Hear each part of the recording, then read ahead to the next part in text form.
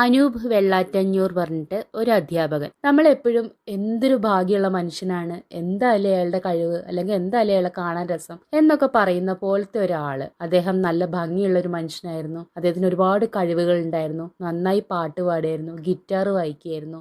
ഒറ്റമുറി വാക്കുമായി ഒച്ചയില്ല നോക്കുമായി ഒറ്റയവൻ മായവേ ഒത്തുനേരം തീരവേ ഓർമ്മതൻ വേനലിൽ ഒടുവിലി നാളിതിൽ ഏകനായി തീർന്നൊരാൾ ഞാനിതാ.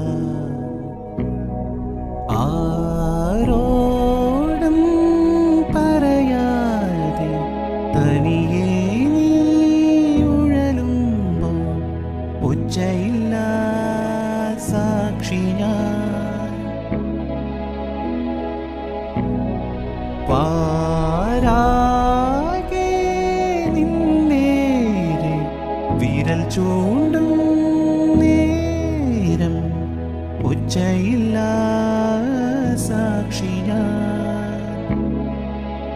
ഒരു തീരുമാനം എടുക്കുമ്പോൾ ഒരു 5 മിനിറ്റ് നമ്മുടെ ചുറ്റുമുള്ള കാര്യങ്ങൾ ചിന്തിക്കുക. നമ്മുടെ ചുറ്റുവട്ടത്തും എന്തൊക്കെ കാര്യങ്ങളുണ്ട്. നമ്മൾ ഈ മരിച്ചങ്ങ് രക്ഷപ്പെടുക എന്ന് വിചാരിക്കുന്നു. നമ്മൾ ആ രക്ഷപ്പെടുന്നതോടുകൂടെ നമ്മളെ ചുറ്റും നമ്മളെ ആശ്രയിച്ച് ജീവിച്ചിരുന്ന എത്രയോ ആളുകളെ പടുകുഴിയിൽ തള്ളിയിട്ടിട്ടാണ് നമ്മൾ പോകുന്നത് എന്നുള്ള കാര്യം നമ്മൾ ആലോചിക്കും. അപ്പോൾ നമ്മൾക്ക് രക്ഷപ്പെടാൻ എന്തെങ്കിലും മാർഗ്ഗങ്ങൾ നമ്മളെ മുന്നിലുണ്ടാവുമെന്ന് എപ്പോഴും വിശ്വസിക്കും. നമുക്ക് വിഷമങ്ങളുണ്ടെങ്കിൽ നമ്മളത് കൂടെയുള്ളവരോട് ഷെയർ ചെയ്യുക. നമ്മൾ കേൾക്കാൻ തയ്യാറാവുന്ന ആരെങ്കിലും ഉണ്ടായിരിക്കും, അവരോട് ഷെയർ ചെയ്യുക. നമ്മളെ ചുറ്റും ഉള്ള നമ്മൾ നേരിട്ട് കാണുന്ന ഫ്രണ്ട്സ് ഇല്ലെങ്കിൽ നമ്മൾ ആരെങ്കിലും ഒരു സോഷ്യൽ മീഡിയയിൽ ഒരു കാണുന്ന ആളോ അല്ലെങ്കിൽ ഒരു സൈക്കാട്രിസ്റ്റോ ആരെങ്കിലും കാണും അതിന് ഒരു ഷെയർ ചെയ്യാനായിട്ട്. നമുക്ക് എന്തെങ്കിലും ഒരു വിഷമം വരുമ്പോൾ നമ്മൾ ആരോടെങ്കിലും ഒന്ന് ഷെയർ ചെയ്യുക. അവർ പറയുന്ന എന്തെങ്കിലും ഒരു വാക്ക് നിങ്ങളെ തീർച്ചയായിട്ടും എന്ന് പിന്തിരിപ്പിക്കുന്ന ഉറപ്പാണ്. അപ്പോൾ ഒരിക്കലും ഇങ്ങനത്തെ കാര്യങ്ങൾ വെറുതെ ഒരു കാര്യം, ഇതിപ്പോൾ എന്തെങ്കിലും കാര്യം ഉണ്ട് വെച്ചാൽ നമുക്ക് അത്രയെങ്കിലും സമാധാനിക്കുക. അപ്പോൾ ഒരുപാട് കടങ്ങളുള്ള ആളുകൾ, അസുഖങ്ങൾ കൊണ്ട് കഷ്ടപ്പെട്ട് വയ്യ ഇനി ജീവിക്കാന്ന് കേട്ട് അങ്ങനെയുള്ള ആളുകളിൽ നിന്ന് നമുക്ക് പിന്നെ അത്രയും അങ്ങോട്ട് വിഷമം തോന്നില്ല. പക്ഷെ എടുത്തു പറയാനൊരു കാരണം പോലും ഇല്ലാതെ അവസ്ഥയിൽ അഭയം തേടുന്ന ആളുകളുടെ കാര്യം കഷ്ടമാണ്. നിങ്ങൾ ആരും അങ്ങനെ ചെയ്യരുത്. ഇനിയെങ്കിലും ഇത്തരം കാര്യങ്ങൾ ചെയ്യുന്നതിന് മുൻപ് ഒരു